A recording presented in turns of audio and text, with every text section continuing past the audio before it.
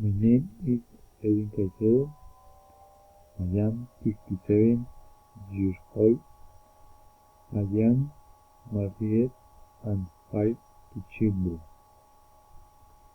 I am studying to improve myself and provide a better well-being for my family.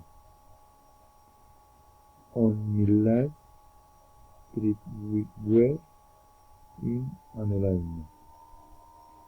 Visit my mother.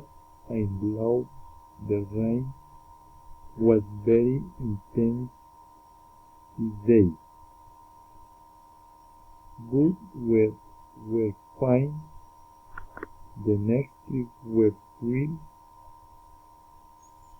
scheduled with my family to a war to since my mother is ill and we would like to let her to this place because of the weather.